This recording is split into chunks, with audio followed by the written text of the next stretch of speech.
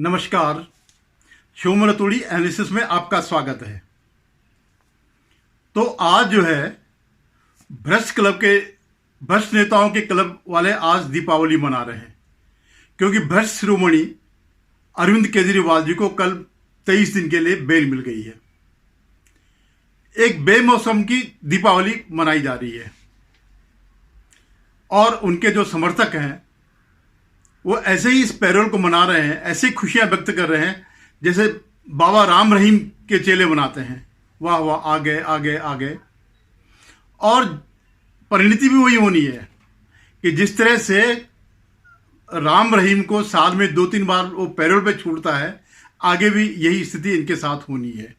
और ये अवसर इनको मनाने का, ये जो भ्रष्ट क्लब है, ये जो गंध भक्त हैं जो केजरीवाल के, उनको ये अवसर मिलता रहेगा।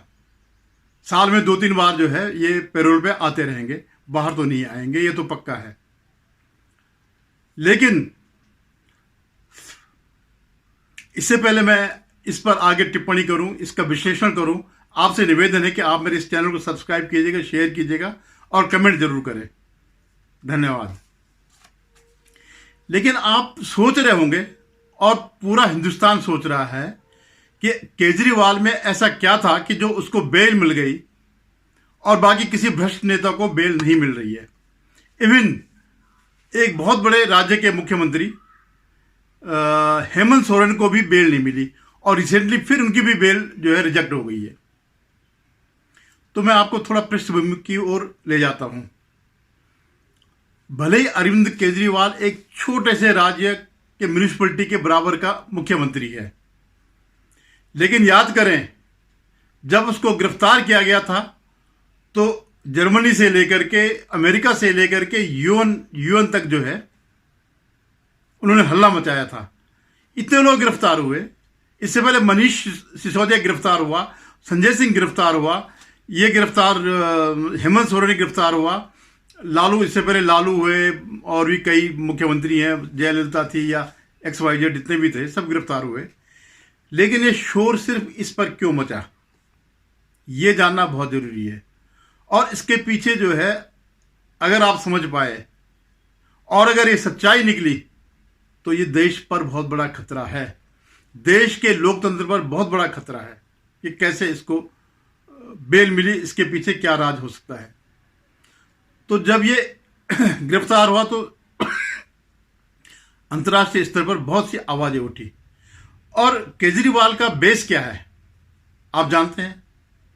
IRS को भूल जाइए, IIT को भूल जाइए। IRS की नौकरी करते हुए इन्होंने एक NGO ज्वाइन किया और ये NGO फंडेड किससे है? CIA से, सोरेन से है, CIA से है, वो जो गेट फाउंडेशन है, फोर्ड फाउंडेशन है, इस टाइप के फाउंडेशन। ये किसी भलाई के लिए नहीं करते हैं फाइनेंस। आपने कभी किसी एक व्यक्ति को देखा, किसी बीमार व्यक्ति को जिसकी हालत बहुत बुरी हो, जिसको 10-20 करोड़ रुपए लगने हो, उसको किसी फाउंडेशन ने मदद करी हो? बिल्कुल नहीं। या किसी कभी बाढ़ अगर आ गई हो और देश में कोई तबाही मची हो, आपने कोई ये फाउंडेशन देखा जो मदद करने आया हो कि लीजिए हम इतना पैसा हमने अच्छे कामों के लिए रखा हुआ? नहीं। तो ये हो गया। या मेगा से पुरस्कार किसको मिला? एक आध सही लोगों को मिला, लेकिन किसको मिला? रवीश को। किसको मिला? इसको, अरविंद केजरीवाल को। और इस टाइप के लोग जो डिस्ट्रक्टिव होते हैं, जो उनका वो करते हैं, उनके जो एजेंडे पे चलते हैं, जो वो चाहते हैं, जिन नीतियों को वो चाहते हैं कि ऐसा इस देश में हो, ये देश हमारा गुलाम बना रहे, तो उनको वो फंड करते हैं। जैसे अब जिनपिंग ने भी ये बात सीख ली है।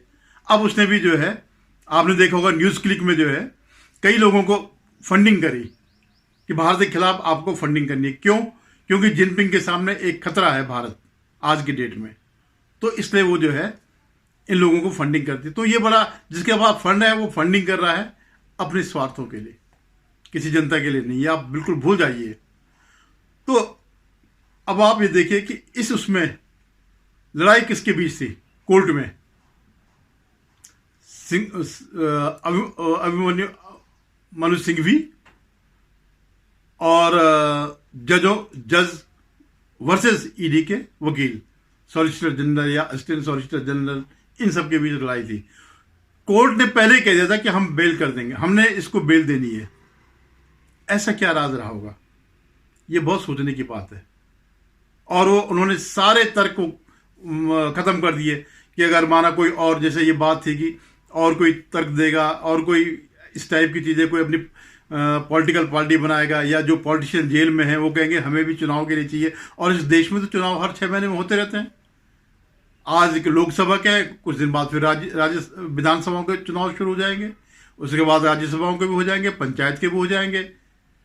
तो ये तर्क केवल इस बार ही यूज हुआ है कि नहीं, हमें लेवल प्लेइंग फील्ड चाहिए। भैया लेवल प्लेइंग क्या है? उसका तो एक भी सांसद नहीं है, एक शायद कोई गया हो तो गया हो लोकसभा में। क्या हैसियत है अरविंद केजरीवाल की, सिवाय इसके कि गाली गलौज करने के, सिवाय इसके कि घोटाले करने के, और क्या वो है?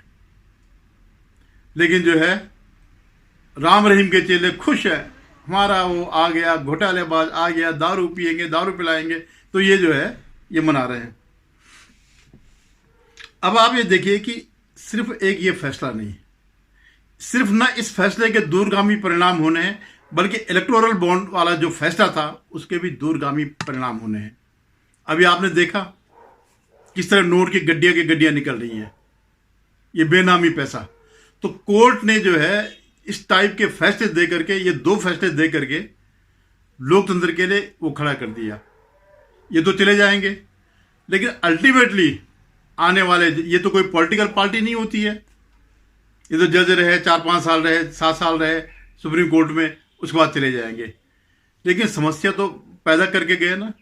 तो आप निश्चित मानिए कि भविष्य में ये दोनों रिव्यू होंगे कि कैसे, या तो फिर सारे अपराधियों को ही जेल से छोड़ दिया जाएगा, फिर वही क्यों जेल में रहे, चाहे उनकी पॉलिटिकल पार्टी ना हो, चाहे उनकी बिजनेस ना हो या कुछ भी ना हो।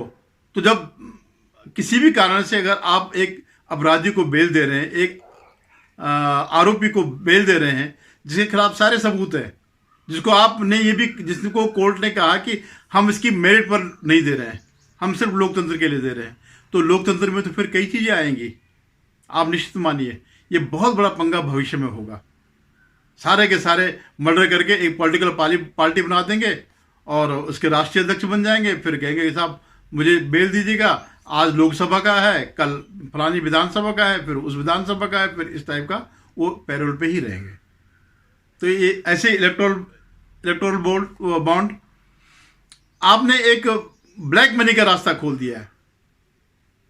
जिस ढंग से ये नोट मिल रहे हैं, क्या है ये भी तो उसी का उसका वो है, ब्लैक मनी का ही तो पैसा है।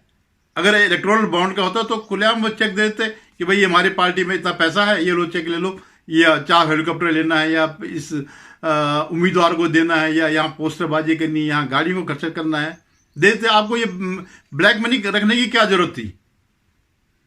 तो ये भी जो है भविष्य में रिव्यू किया जाएगा, आप मान के चलिएगा, क्योंकि नहीं तो इस देश का बेड़ा गर्क हो जाएगा।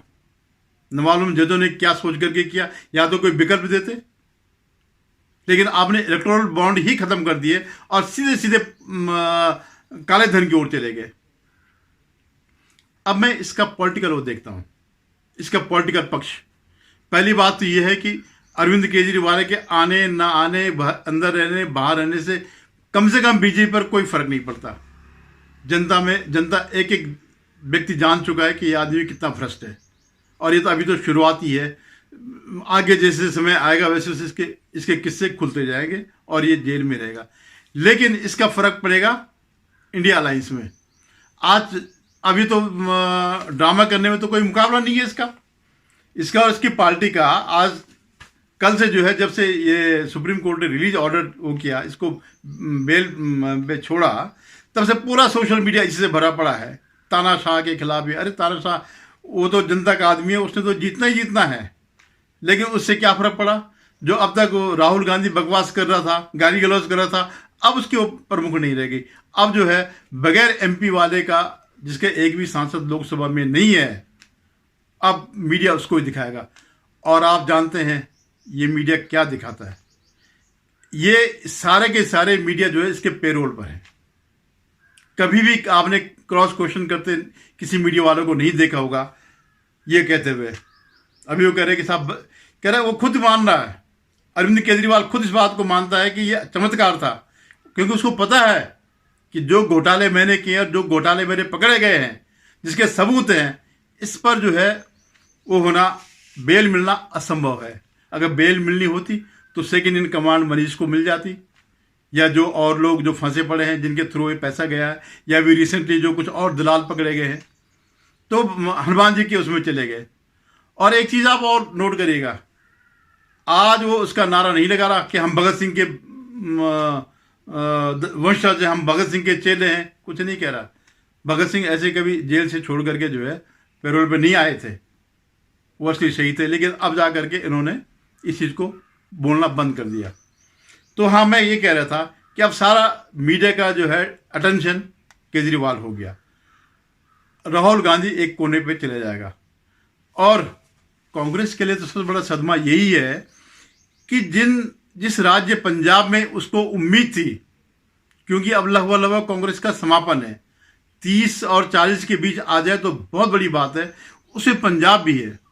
अब ये अगर पंजाब में ये ड्रामा करेगा, ये उसके समर्थन में रहेंगे, तो वहाँ की 13 सीटें या कुछ ऐसी सीटें, हाँ 13 सीट पंजाब की हैं, तो वहाँ अगर कांग्रेस को धक्का लगता है, अगर दोनों के बराबर, दोनों के पास वहाँ पर वोट है, लोकसभा में उसके ज़्यादा सांसद हैं कांग्रेस के, और विधानसभा में इसके ज़्यादा विधायक हैं आम आदमी पार्टी के, अगर वोट बनता है बराबर, स्प्लिट अगर होता है, तो निश्चित रूप से बीजेपी या उसके अलायंस अगर कोई हो, या अलायंस नहीं भी है तो ये जो बादल की पार्टी अकाली दल, इनको फ़ायदा मिल सकता है, या बीएसपी का शायद अलायंस है, इनको फ़ायदा मिल सकता है, और दोनों के दोनों जीरो हो सकते हैं।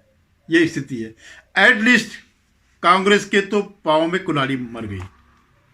दिल्ली की यूनिट ने पूरा पहले ही वो कर दिया, बायकॉट कर दिया, कईयों ने इस्तीफा दे दिया, कई निष्क्रिय हो गए। तो ये तो भूल जाइए कि दिल्ली और पंजाब में, दिल्ली में कोई इस अलायंस को एक भी सीट मिलेगी। आप कितने ड्रामा कर लो, और हर बार इतने साल से ड्रामा कर रहे हैं, आज तक एक सीट भी जो है, जब से केजरीवाल आया तब से एक दिल्ली की एक भी सीट ना आम आदमी पार्टी को मिली, ना कांग्रेस को मिली। तो आप ये समझ लीजिएगा कि ये कांग्रेस का खात्मे की शुरुआत है। और जैसे कि शरद पवार ने भी एक बयान दिया था कि जो छोटी छोटी पार्टियां हैं ये सब मर्ज हो जाएंगी। सपोज कल के दिन ऐसी स्थिति आती है तो दो व्यक्तित्व होंगे, राहुल गांधी और आम आदमी पार्टी। जैसे अगर माना ये मर्ज कर दे, क्योंकि दोनों का वोट बैंक एक है, स्प्लिट रहेंगे तो खत्म रहेंगे, एक होंगे तो मजबूती बनेगी। तो कोई भी, तो इसलिए वो इस चीज को भांप रहा है अरविंद केजरीवाल, इसलिए वो ज्यादा छाने की कोशिश कर रहा है। झूठ बोलना, नौटंकी करना तो उसके बाएं हाथ का खेल है। झूठ तो राहुल गांधी बोलता है, लेकिन उसका झूठ इतना थर्ड क्लास झूठ होता है कि उसमें कोई मजा भी नहीं आता। जब वो कहता है कि साहब ये करो, जातिगत जनगणना करो, तो 2011 में तो तुम्हारी सरकार थी भाई, तुमने तो करवाई थी, तो क्यों नहीं वो किया? कर्नाटक में तुमने जातिगत जनगणना कराई, क्या किया उसका? और भी जिन राज्यों में तो आपकी सरकारें हैं, क्या किया वहां पे? तो वो तो वैसे ही। तो राहुल गांधी दो लोगों के लिए एसेट है, मोदी जी के लिए तो है ही है, बीजेपी के लिए तो है ही है, अब वो केजरीवाल के लिए भी एसेट है। कल के दिन अगर कोई ऐसी स्थिति आती है, कुछ पार्टियां मर्ज होती हैं, कुछ लोकल क्षेत्रीय पार्टियां मर्ज होती हैं, तो अब तो केजरीवाल का भी दावा है कि मैं राष्ट्रीय पार्टी हूं, और हो सकता है कल के दिन ये राष्ट्रीय पार्टी न रहे। तो अगर ऐसा कोई बनता है तो केजरीवाल का दावा ज्यादा मजबूत होगा बजाय कांग्रेस के। फिलहाल 2024 में तो कांग्रेस, इसके आने से कांग्रेस की हालत बुरी होनी है, क्योंकि इनके पास दो ही राज्य हैं ऐसे जिन पे कि कुछ किया जा सकता है। गुजरात में लड़ते रहे जितना मर्जी उतना लड़े, गुजरात में कुछ नहीं आता है। हरियाणा में भी इनका कोई चमत्कार नहीं है, वहां पे कांग्रेस मौजूद है। अगर केजरीवाल के आने से कोई फर्क पड़ता है तो कांग्रेस ही को नुकसान होगा। तो अभी देखिएगा, बहुत कुछ होने वाला है। इनकी नौटंकी तो कुछ दिन चलेगी जब तक चुनाव है। अब सब बाकी सब भूल जाए। बेचारे खड़गे साहब को तो वैसे ही बोलना नहीं आता, वो क्या बोलते हैं उन्हें खुद पता नहीं चलता मैं क्या बोल रहा हूँ, और जो बोलते भी हैं वो चुनाव आयोग उनको डांट करके चुप करा देता है। और सबसे पहले समर्थन किसने दिया? ममता बनर्जी ने, जिसके यहाँ लोकतंत्र का एक 0% नहीं लोकतंत्र रह गया, वो उसने समर्थन दिया। अभी तक राहुल गांधी का कोई इस उसमें ट्वीट नहीं आया। कांग्रेस कह रहे कि इनको दिया है तो अब हम उम्मीद करते हैं कि हेमंत सोरेन को भी दिया जाए। वो अब इस सांसद में पड़े कि क्या करे, तो वो उस बीच में जो है इसके साथ खुशी मनाने की जगह हेमंत सोरेन को भी जोड़ रहे हैं। इनको पता है कि हमारे पैरों तले जमीन खिसक गई है। तो अब आप देख रहे इनका नाटक, इनकी नौटंकी सोशल मीडिया पे बिल्कुल ढोल बाजने ये सब, लेकिन स्थिति वही है जो राम रहीम वाली है। पैरोल पर आए 2 जून को चले जाएंगे, और हो सकता है न भी चले जाए, क्योंकि जिन परिस्थितियों में इनको बेल मिली है, उन परिस्थितियों में और उसके जो बैकग्राउंड है, पृष्ठभूमि है जो इसकी, उसे देखते ये भी हो सकता है कि इसे दोबारा जेल न जाना पड़े, और जो मेन जो उनकी वो है याचिका, उसको जो है कोर्ट स्वीकार कर सकता है। धन्यवाद। एक बार पुनः निवेदन है कि आप मेरे चैनल को सब्सक्राइब करिएगा, देखिएगा और कमेंट जरूर करें।